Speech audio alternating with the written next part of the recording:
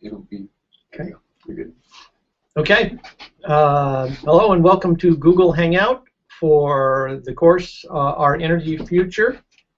My name is Steve Mayfield. I'm the professor for this course, and I'm here today with a friend and colleague, George Tynan. George is an engineer, a nuclear engineer by training, and also one of this week's lecturers. And George is also here to help answer any questions that come from the students taking the course. So a few questions have been sent in. If you guys want to send in additional questions, you can do it now. You just have to be onto Google Hangout, and you can send those. And apparently they will pop up on the side of my screen here, and we can answer them. But we're going to start just by answering a couple of the questions that were already sent in. And then I think we'll also have just a general discussion of some of the topics that have come up over the week that you students have posted. So I'll start with one here. It's question number one, and this was also one of the big topics on the discussion board. And the question, let me see, I have to click on it here. The question says, select. Oh, I hit select. Okay. The question says, I was amazed by a comment regarding GMOs as a natural process. I understand it was meant as natural gene combination, not modern biotechnology, right? So the answer to that one is pretty simple, and that is that many organisms transfer genes to other organisms. This is very common in bacteria. In fact, there are a number of bacteria that actually sample the environment and pull in DNA. There are some that transfer their DNA to their host organism to make that host organism do something. Viruses, of course, almost always plug their DNA in when you're infected. So genetic modification is a natural process, and in fact, the first genetic engineering techniques for plants took advantage of that. There's Agrobacterium tumefaciens is a bacteria that infects certain dicot plants, and it has something called tDNA. It's got a plasmid, and it inserts that plasmid into the host genome and causes the host genome to synthesize some compounds that are beneficial to it. So it's taking advantage of the host. And so plant scientists actually use that bacteria to insert genes into the plant host, and they still do that today. They simply swapped out the genes that the agrobacterium was putting in, put in a different set of genes, and that's how they go in. So it is a natural process. And in fact, what we have discovered recently, because sequencing is now so cheap and so easy to do, and we can sequence so many different genomes, what we actually realize is that so-called horizontal gene transfer, which is genetic transfer from one organism to another in the environment, is in fact very common. It happens all of the time. But I think really what the fundamental I think part of that question is genetic engineered organism versus a genetic modified organism. So I want to be very clear that all of the foods, all of the animals we eat are genetically modified. By that, what I mean is that by selection, they are no longer the same as they were thousands or 10,000s of years ago in their wild-type ancestors. We have selected those organisms, those plants, to suit our purposes. Okay, so all plants are genetically modified. Now, what we do today, we would call genetic engineering, which is very precise integration of genes into a genome to have it do something we want. And from the discussion board, those of you who looked at it, this is a rather controversial topic, I would say, the genetic engineering and whether that's a good idea for food. I have no opinion on that. I have no opinion I'm going to voice here today, except to say that genetic modification is absolutely essential, or we would not have 7 billion people on the planet today. The corn, the rice, the wheat that we grow and eat today sustains 7 billion people because for many thousands of years we selected grains that were much more beneficial to us. They produced big seeds. They produced a lot of them. Okay. So feel free to send more questions on that if you guys want. There is a question here on nuclear industry, and I'm not going to answer that because I have George here, and so we will select that question, and I will let George answer this one. So the question is from John: why is the nuclear industry in the U.S. not pursuing the implementation of LFTR technology? I believe you mean, John, by that acronym that it's lithium fluoride, which is a metal salt thorium reactor technology. And when is it much safer and more efficient? When it's much more safer and efficient than standard fission reactors, barely 2% of the energy in a standard reactor fuel rod is extracted. This question really goes beyond the particular technology that John mentions. There's a whole suite of 3 or 4 different reactor design ideas that are thought to be more advantageous from a safety perspective, cost perspective, and a fuel utilization perspective than the current reactor designs that are implemented around the world, which are probably 99% are what's called light water reactors. Light water reactor designs were developed in the 1950s and 60s in the U.S. and became the dominant reactor technology probably by the early 70s.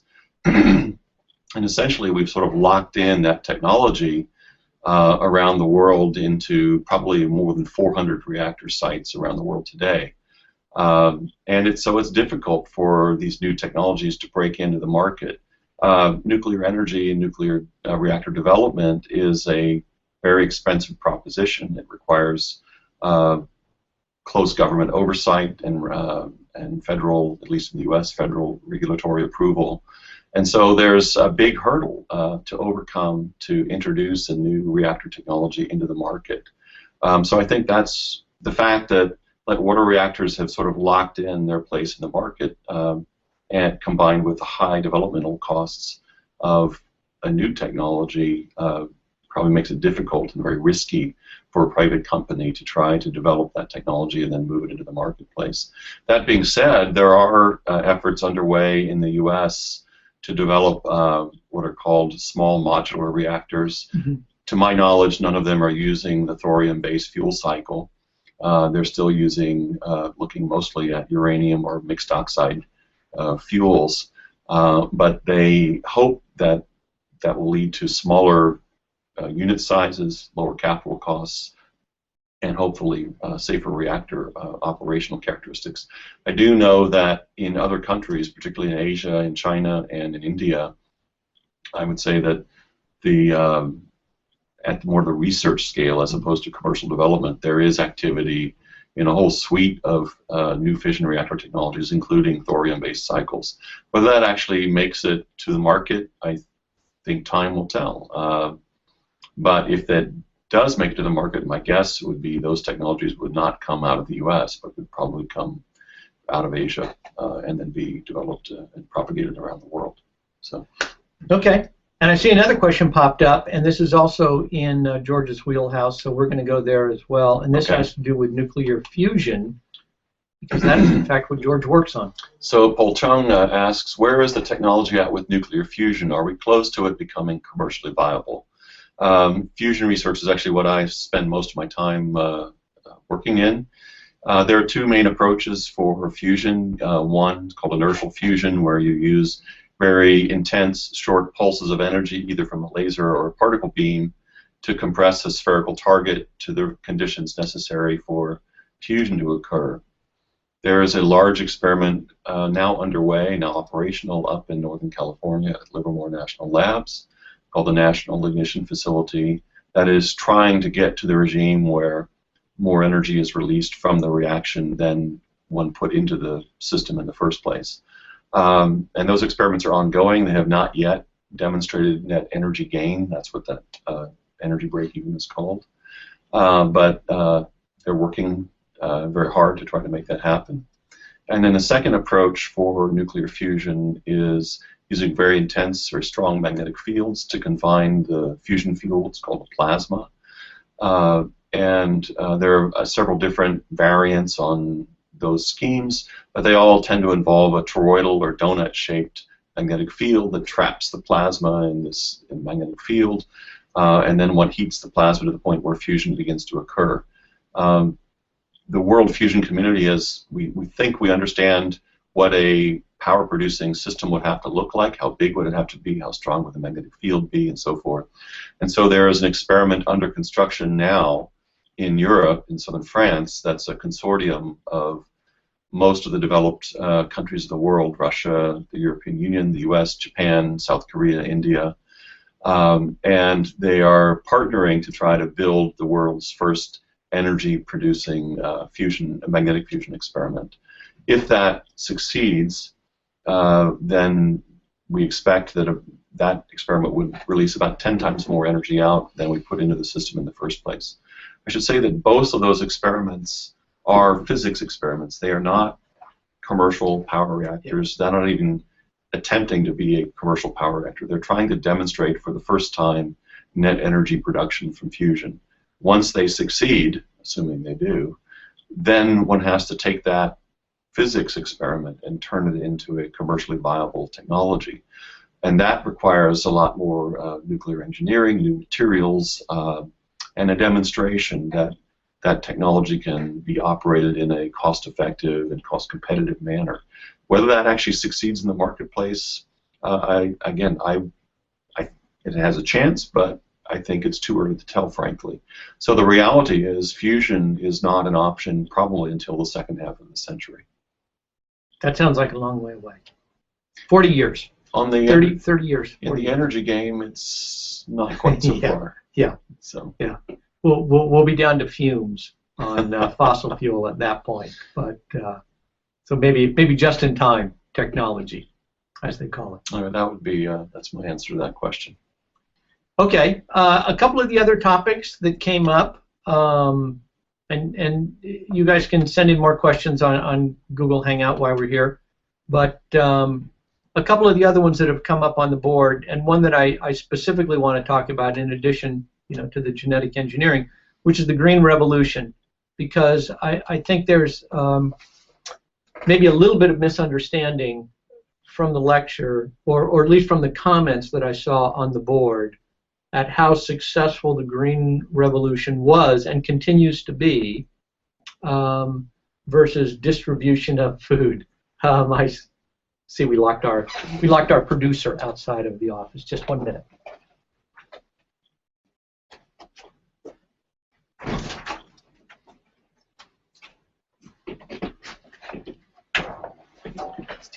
Technical difficulty. We're back on the air. Can you turn down the volume on your computer? Yep. Or turn it off? Oh, you getting feedback? Yeah, a little bit. Okay. Is that better? Can they still hear me? Yeah, they should still be able to. Okay.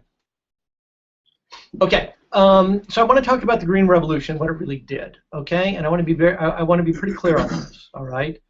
We would not have 7 billion people on the planet today if we had not had the green revolution. That is just a fact. Okay.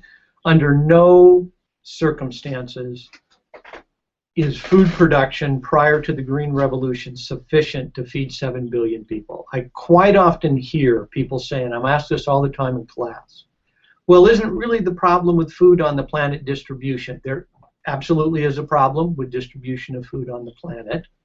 Okay, that is a true statement. But it is not a true statement that if we did not have the enormous efficiency gains, especially in the grains, especially in corn and wheat and rice, that we saw over the last 60 years, in no way would we have 7 billion people on the planet today eating what we do. Okay? Now, it's also a true statement that if we changed our diets, if we got rid of meat production, primarily beef, which consumes a huge amount of grain, if we got rid of that, the grains could go much farther, just total calories that we produce.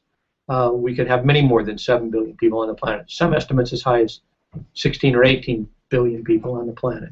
Okay? But what the green revolution allowed was enormous increases in efficiency, enormous increases in productivity.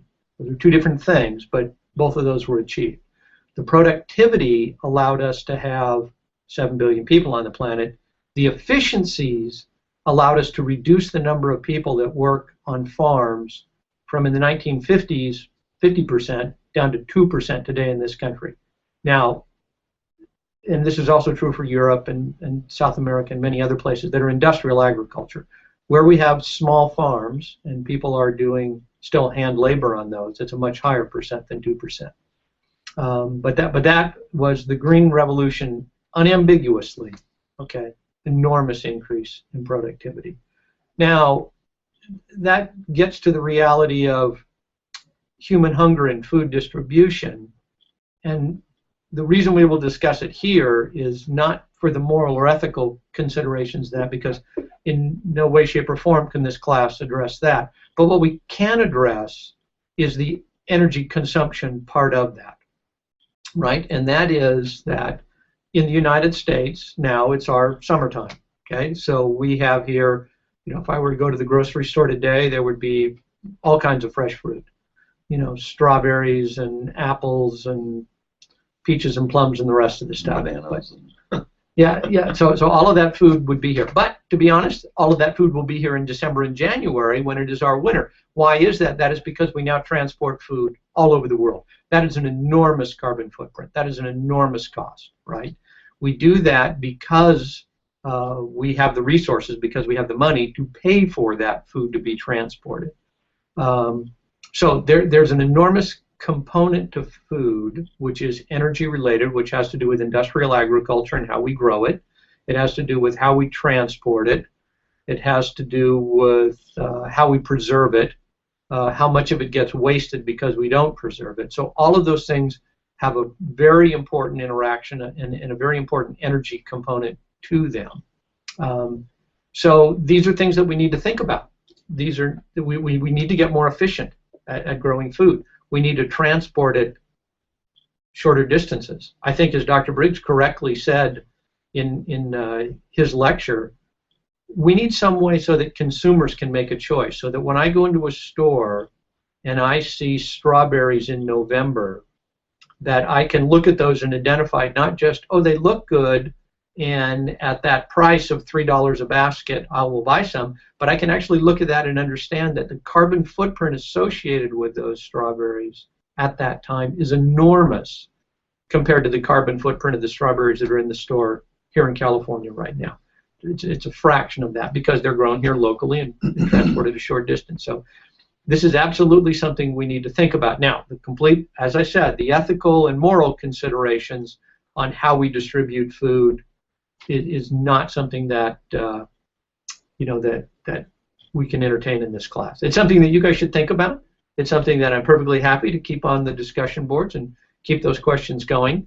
But it is not a topic that we will specifically address. Okay. Now I see a few other questions have come in, and so we're going to look at some of these.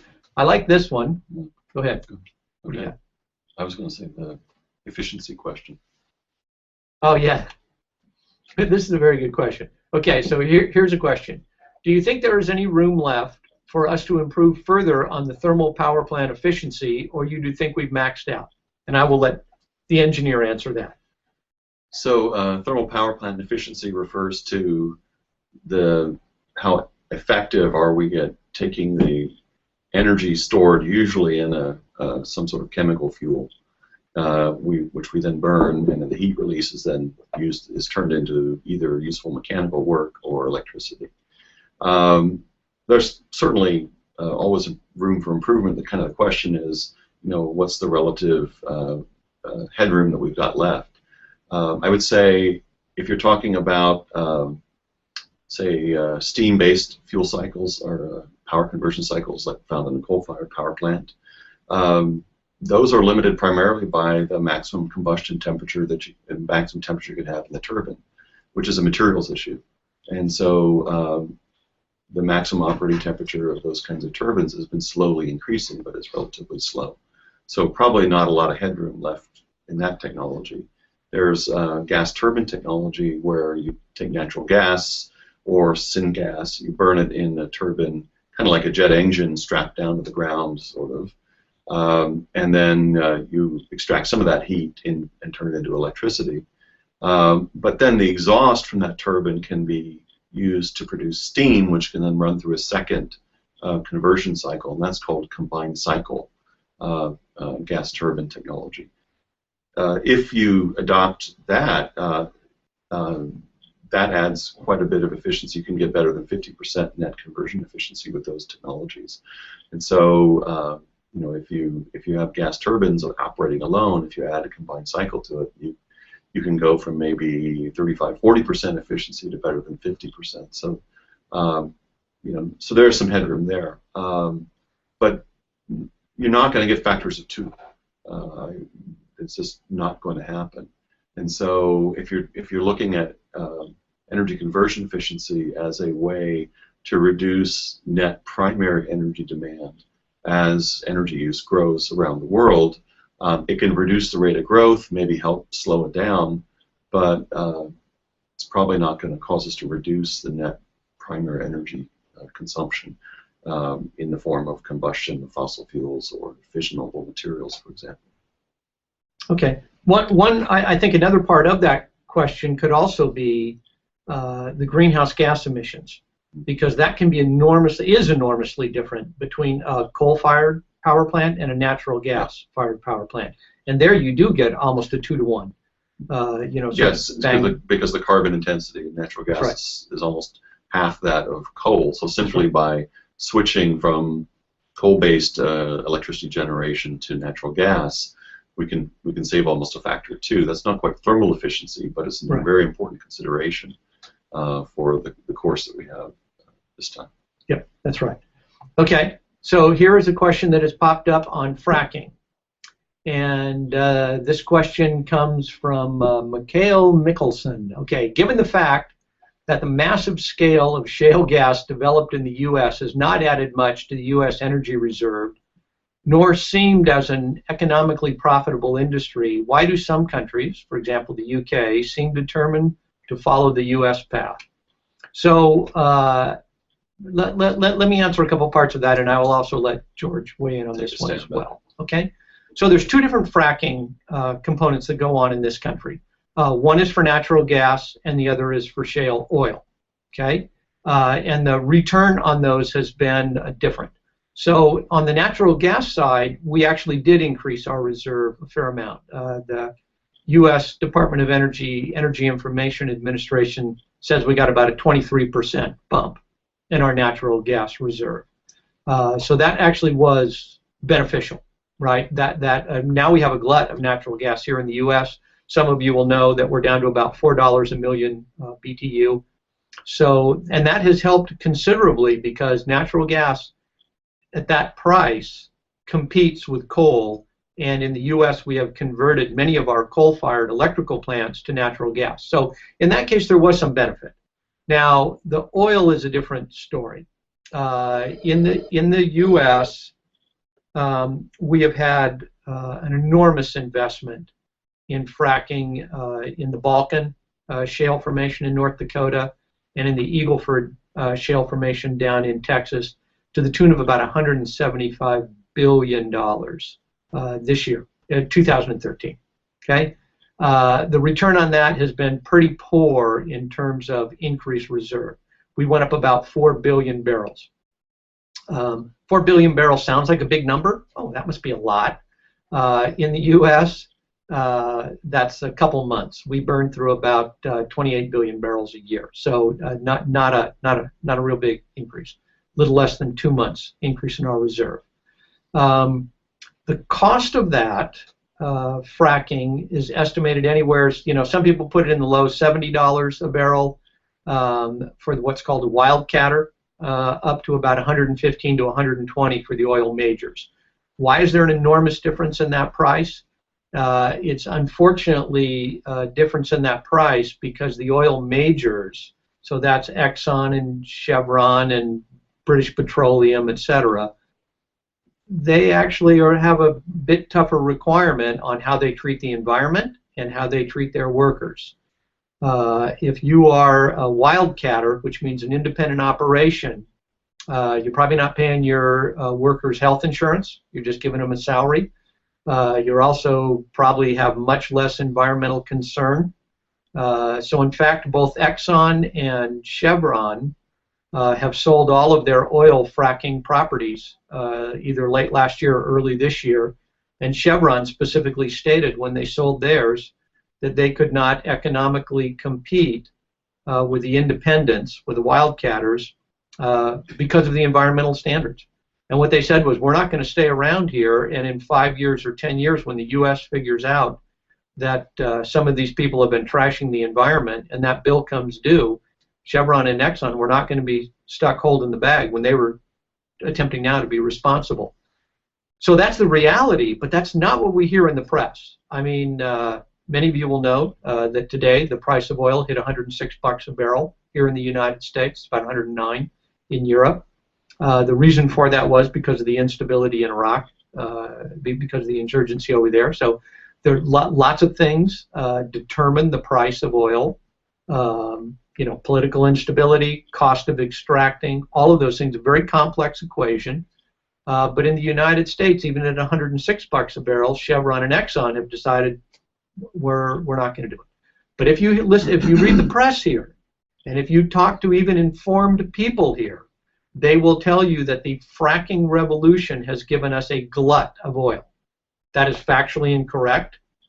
Yet I see headlines for this every day. I saw a headline yesterday that said, when will the U.S. allow export of oil from our country, which we don't allow right now. By law, we cannot export oil from the United States. There's a push in this country to allow us to export it.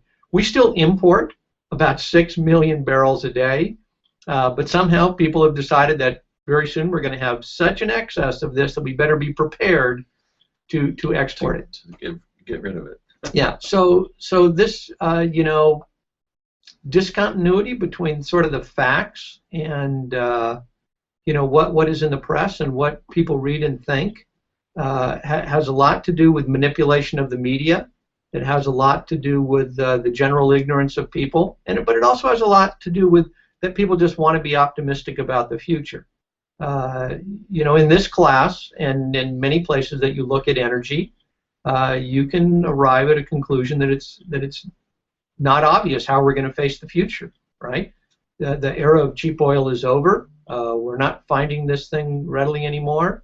As the price of oil goes up, the price of food goes up. So all of those things can be discouraging at some level. And I think people want to not be discouraged. And so they simply say, oh, well, technology is going to save us. Fracking is new technology. It has saved us. So, why the UK specifically does that, I don't know. But in the United States, I think it's just a belief that technology will save us. And it's kind of unfortunate because I think at some point we're just going to have to face the reality that we have to conserve our energy much greater than we do now. We have to get much more efficient at how we use it. And then we have to find new sources, and those new sources are probably not going to be fossil fuel. And, I'll let George comment because I know he thinks about these things too. I think certainly in the natural gas arena, fracking has had a much bigger impact, I think, on reserves and on prices than in tight oil or shale oil. And that has allowed the U.S. Or enabled the utilities in the U.S. to begin to transition from coal to natural gas. So that's, in my view, is a good thing, assuming that, of course, you do the fracking in a way that doesn't contaminate your groundwater supply, I suppose. I can't comment on UK politics and policy decisions. I just know that, at least for the moment, the fracking natural gas is having an impact here. But it's also not clear to me how sustainable that really is. The estimates for how much gas can really be recovered, I think, are highly uncertain and can change drastically from one year to the next as we get a better idea of what kind of resources can actually be recovered. So. Okay, so here's a related question from Paul Chung, and that says, back in November, the EIA said the U.S. will be close to reaching energy independence in 2 decades, but then last month the EIA cut recoverable Monterey Shale by 96%. This is quite confusing. Will the U.S. achieve energy independence? So, Paul, let me correct one thing. The EIA in November did not say we would hit energy independence in 2 decades. In fact, their projections out to 2035 showed us importing oil at about 6 to 8 million barrels a day continuously. Other people took EIA data and extrapolated from that we might get energy independence. But I don't think any serious energy analyst or economist ever looked at those numbers and said the U.S. would reach energy independence soon. They also cut the recoverable Monterey Shale. That was not an estimate they made. The original estimate was a hired individual out of I think the University of Virginia, but I might be wrong, who was hired by the American Petroleum Institute to do an analysis of shale oil in California. And what that individual did was he simply looked at the footprint, looked at the size of it, and said, oh, look how big the shale area is in California. If they recover oil out of that at the same rate they do in the Balkan in North Dakota, then they could recover 37 billion barrels of oil. And what the EIA did, which is the U.S. Department of Energy, and very careful geologist and very careful analyst, they came in and said, well, wait a minute, you've now drilled several hundred shale wells in California, so we don't have to guess what the output of those will be. We can go and measure it. So they did. And they went and measured that output, and they said, okay, if that's the output of these 200 wells, if you drilled 100,000 that you would need to cover the entire Monterey Shale in California, how much oil would you recover? And that answer was 600 million barrels. That's the 96% cut. So the 37 billion was completely unrealistic. It had nothing to do with reality. It was a fantasy number put forward, paid for by a group that had economic interest in it.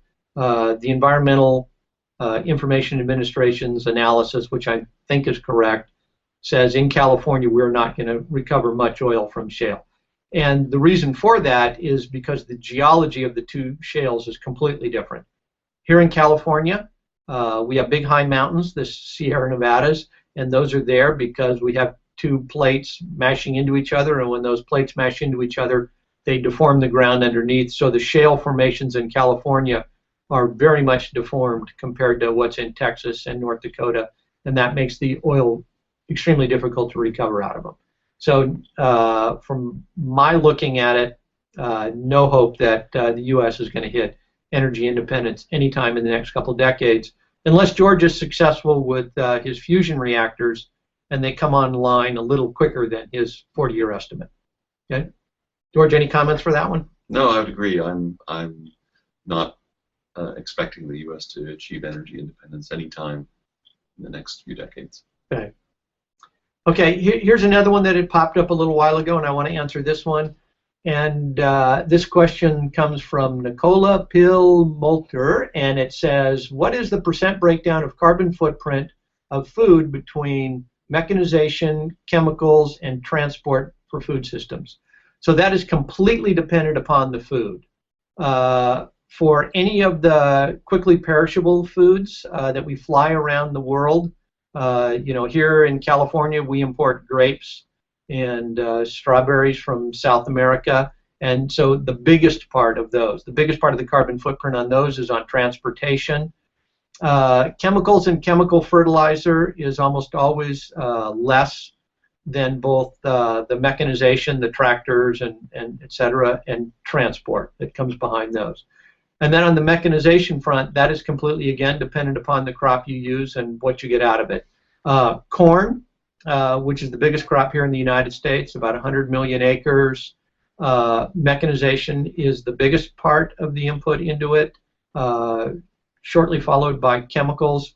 But then most of that, well, 40% of that crop we turn into corn ethanol, and we will talk about that in another class, and I'm sure we'll have another office hours specifically to discuss corn ethanol and the impact of that on the environment and on the food. But then a lot of that goes into beef production. The other 60% goes into beef production. And in that case, the biggest part of the carbon footprint is what you lose by the inefficiency when you feed that corn to the cow, right? It's only about 25 to 1, 25 pounds of corn to get 1 pound of beef out. Some people say 50, but 25 to 1. So that's not a very good return on that. Okay. You want to take one of the more general discussion topics? Or? Yeah, let's see. Okay, so one of the topics that came up was the energy potential of the sun and how we can harness it. And one of the slides you'll remember from the lectures was that we use about 16 terawatts of energy, worldwide, and the sun provides thousands of times that, 86,000 terawatts, so 6,000 times that amount. So a very, very large number. And then I would also make all the argument that almost all the energy we use today, save, geothermal and nuclear, actually comes from the sun, right? All of fossil fuel is simply photosynthesis done millions of years ago, all right? So that is simply ancient algae and ancient plants.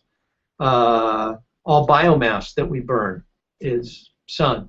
All of hydrothermal is simply the sun's energy evaporating water and putting that as rain or snow someplace else. So it's quite clear that the sun is what powers this planet. Now, specifically, maybe what some of the debate was on photovoltaic or on some of the photothermal technologies that are out there that we can use. And here in California now, we're doing quite well on that. We have a requirement under California law to be at 30% renewable energy by 2020. We're actually on a very good path to achieve that. We're north of 15% now. We will easily hit actually 30% in the next 5 years. That comes from both wind and solar. Most of the solar has been housetop or small installations, but we've done really well on that. Some of you will know that here in San Diego, about a year and a half ago now, almost 2 years ago, we lost the San Onofre nuclear power plant. George and I were just talking about that before office hours here. That got taken offline because 3 years ago they redid the plumbing, not the core nuclear part of it, just the plumbing, the heat exchangers, and didn't quite do it right. And after a few months of running, they wore out. They're supposed to last 20 years, but they lasted a few months, and so we shut it down.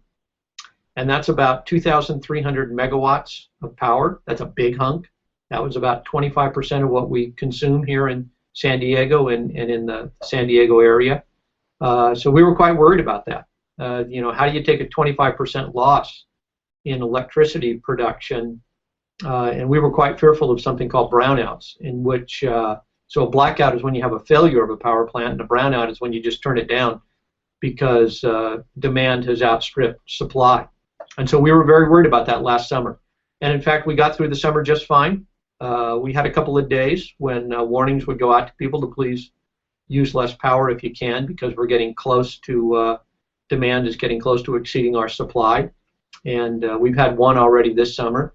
But by and large, we met that because over the last 10 years, we put in about the same amount, about 2,400 megawatts of solar power into Southern California.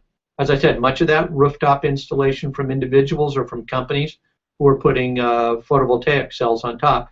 But then in addition to that, we've also had a pretty good investment in large wind farms.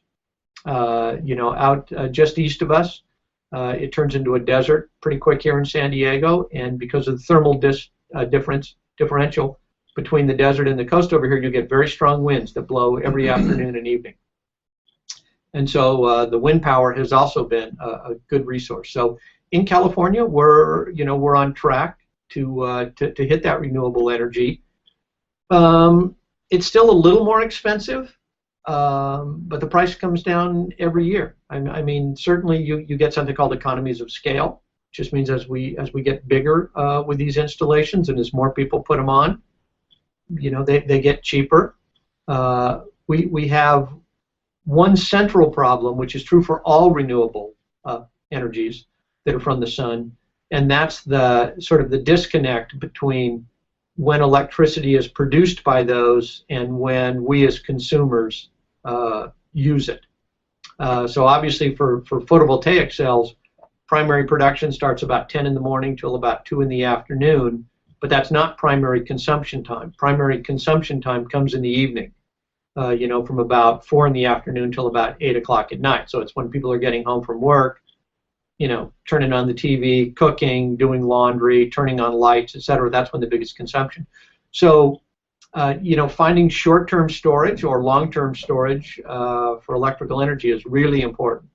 And I think it's one of the big topics. It's one that we will discuss later on in the class, sort of smart grid, as it's called. How do we use computers and different forms of, different algorithms to look at how energy is produced and used and how we regulate that. And so I think there's some enormous potential for that. And I'll let George make some comments on.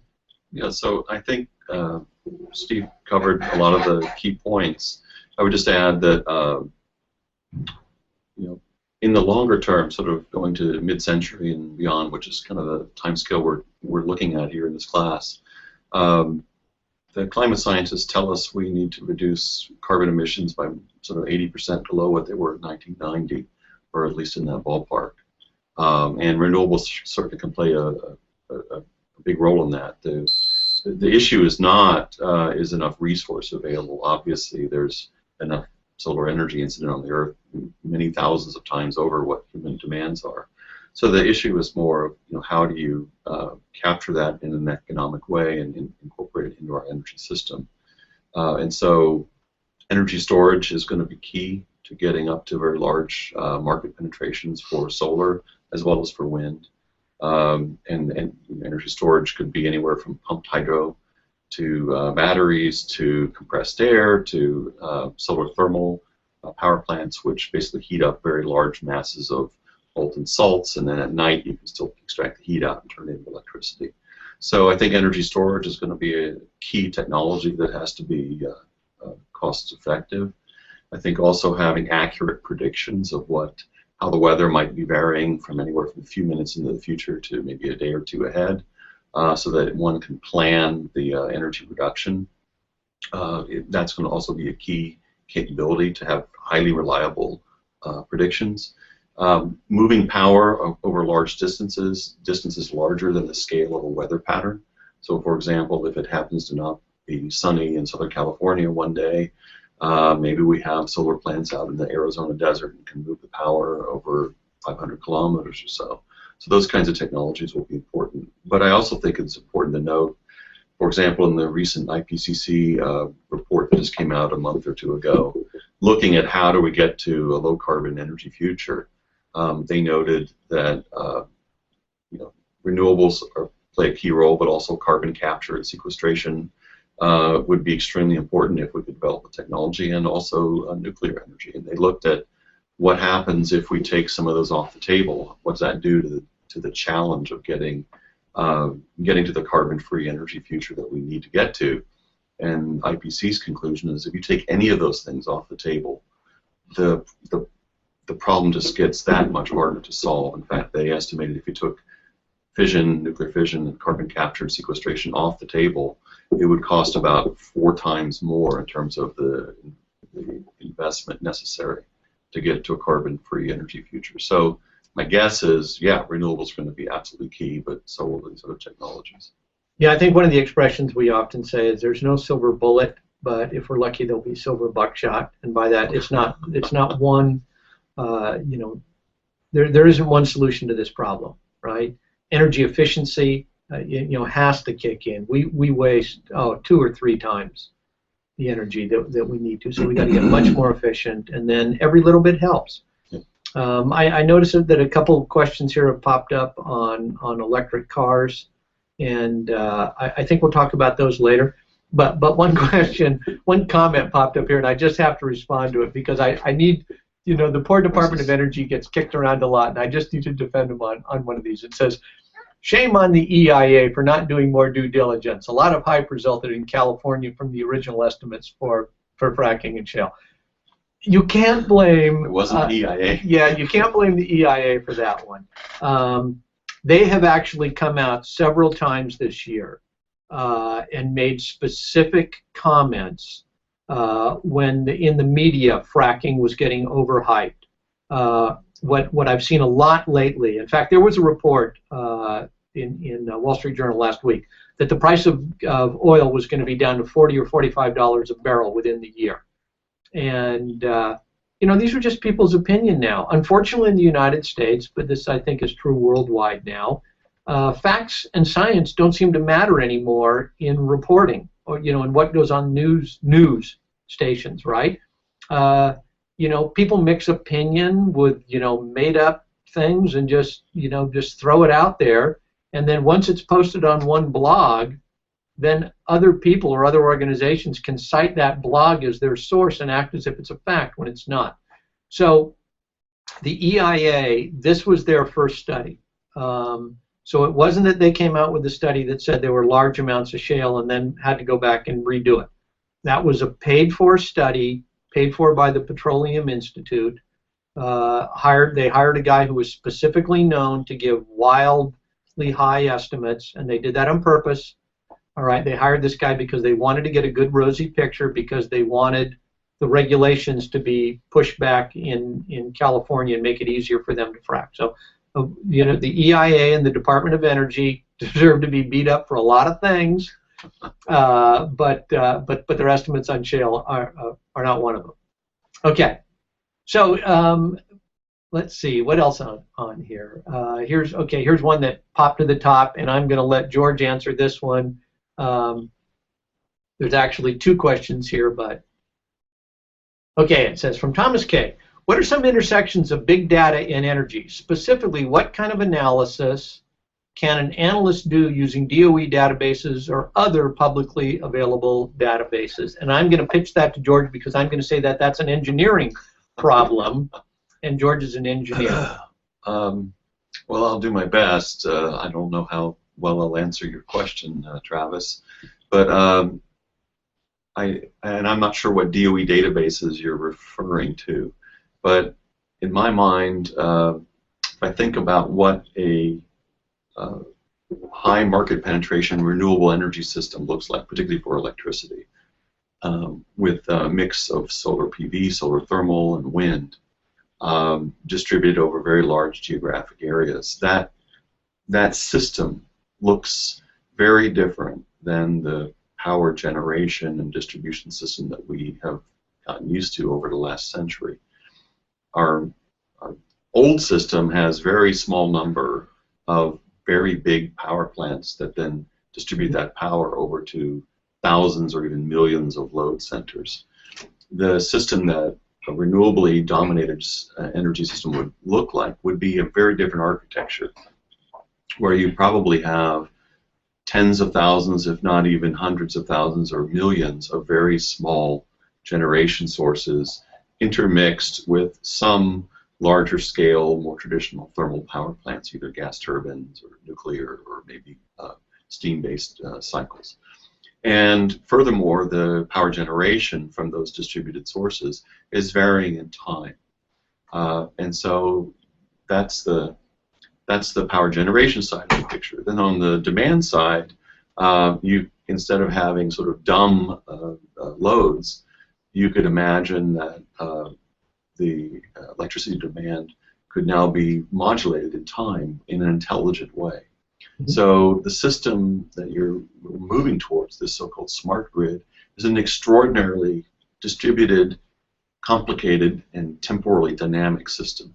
And so I would think that the role for very fast system state measurement, decision making, and control of such a system would need, certainly such a system is going to generate enormous amounts of data that has to be used to make intelligent decisions on how to manage the system in a stable way.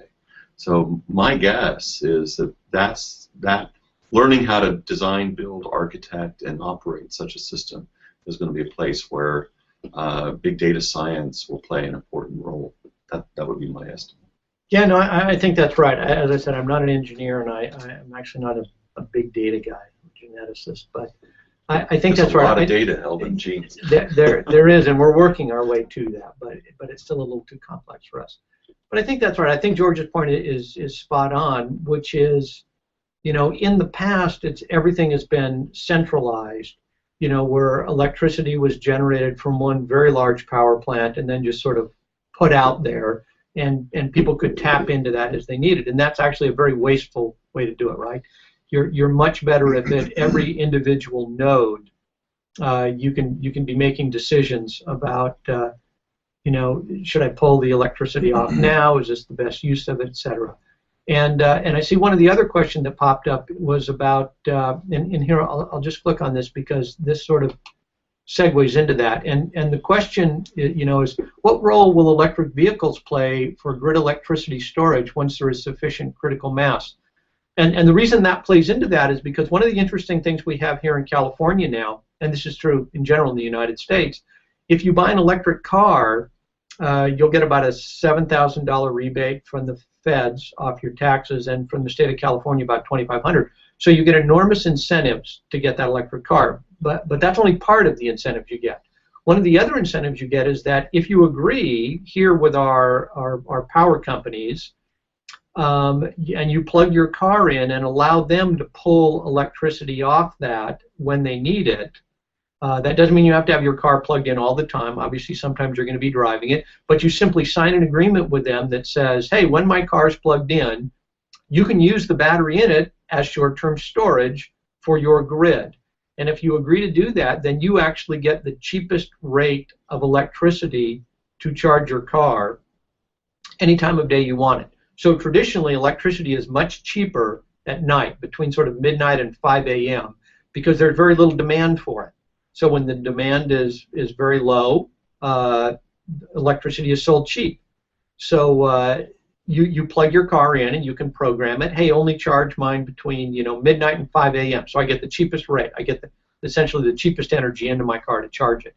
But if you sign an agreement here with the San Diego Gas and Electric and say, hey, you can use my battery anytime you want, then no matter what time of day that car is plugged in, you get that cheapest rate.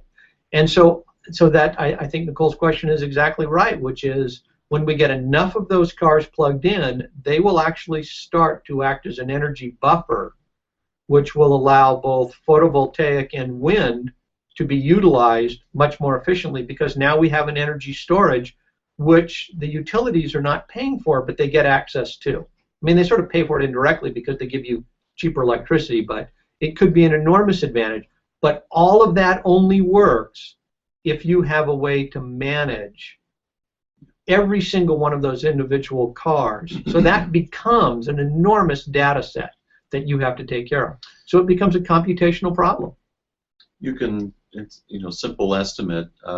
If you had, let's say, something around 100,000 electric cars, 10 to the 5 electric cars, and if typical battery size is somewhere 20 kilowatt hours to maybe 80 kilowatt hours, depending upon whether you've got a Leaf or a Tesla.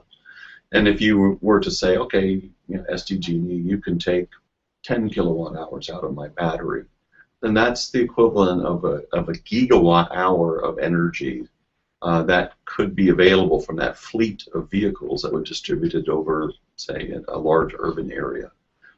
That's the equivalent of the power output of a large power plant like a reactor or a coal-fired power plant for 1 hour. Now that's not enough to run a city all day long, but it certainly would be enough to shave the peaks and fill in the troughs during time variation of renewable energy. So yeah, it's a significant potential. But again, now you got to figure out how do you talk to those cars? How do you make decisions? And what kind of technologies are necessary to do that? So that's another area for, I think, data management, decision making. Yeah. To have a key role. One of the other questions I saw on the discussion board while we're on this topic is an electric car less greenhouse gas emission than a Prius? And so that's a very interesting question, and there's quite a bit of debate on that. So the economist here at UC San Diego did an analysis this year. It's Josh Grafziffen, I think. Yep. Yeah. So the analysis this year is that if you buy a car in San Diego, an electric car, you will put out more CO2 than if you buy a Prius, if you buy just a very fuel-efficient hybrid. The reason for that is because here in Southern California, we still buy a fair amount. So we get some of our electricity from natural gas, but we still buy a fair amount from out of state. And anytime we buy electricity from Arizona, that is produced by coal, and that puts out a fair amount of CO2. So today, an electric car in San Diego will put out more CO2 than a Prius per mile driven. But that is only true today. Within the next year or so, as we wean ourselves, and part of the reason we buy electricity from Arizona is because we shut down the nuclear power plant, and it's complex. But in the next year, that is expected to balance a little bit in the favor of electric cars, and certainly over the lifetime of that car, which will be 20 years, absolutely every estimate is that much less greenhouse gas emission from an electric car than from a traditional gasoline engine. Now, it's hard to know how the efficiency of hybrids are going to go. They're pretty good right now. They're 50 miles per gallon, but there are some experimental ones that are up at around 90 miles per gallon. So some of these things can be enormous, and we make, technical breakthroughs all the time, and we don't have yet a majority of our electricity produced from renewables, 16% now in California, on its way to 30. When we get to 30, that'll be pretty good. And so I think anytime after 2020, it'll kind of be a no-brainer to buy an electric car. But I think even now, I'm planning to buy one this year. It's time for me to get a new car. So I'm definitely going to get an electric one. And I think the reason for that is kind of twofold. One, I want to give an incentive to the companies to continue to produce these things, because if we go to scale, they'll get more efficient. As more people get electric cars and we put more of them on the grid, there'll be more pressure to get renewables onto that grid. So I think good things come about doing that and getting us away from fossil fuel, even if today you can't sleep that much better at night with an electric car than you can with a Prius. Okay.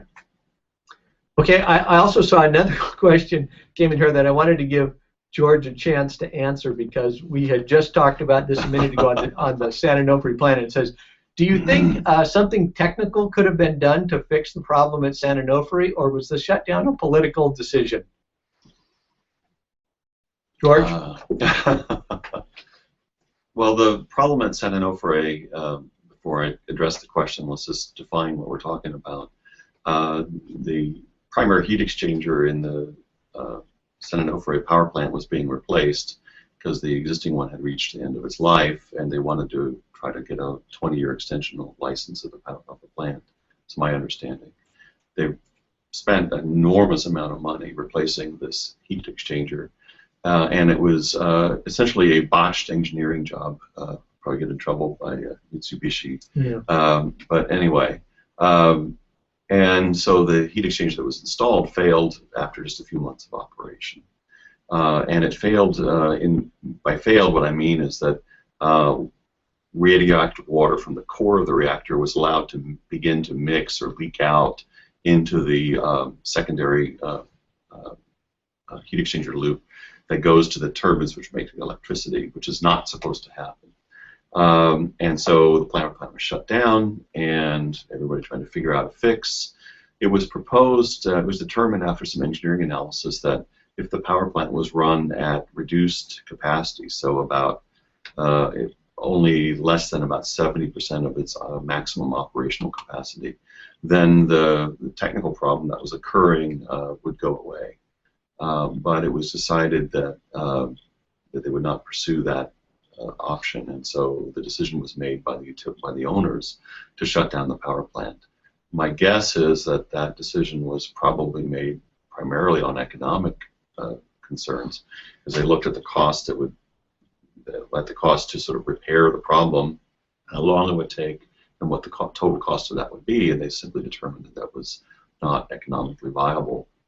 I'm sure that the politics of it and the opposition from some in the community to restarting the reactor had played a role in the decision, because after all, that also plays into how long does it take to get through the process, and that has an impact on the economic costs. So my guess is it's probably a mixture of both economics and politics.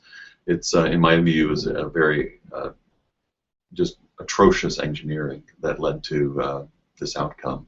But now we have to find a way to move forward without that very substantial power source. And so we are. Okay, well, look, we're reached the end of our time for today. I want to thank everybody for participating. The discussion boards, I think, have been fantastic on the class. I want to give a shout out to Peter Pomerink. Peter, good post. Keep up the good work. Some good comments in there. Some nice discussion going. Look, there are some controversial.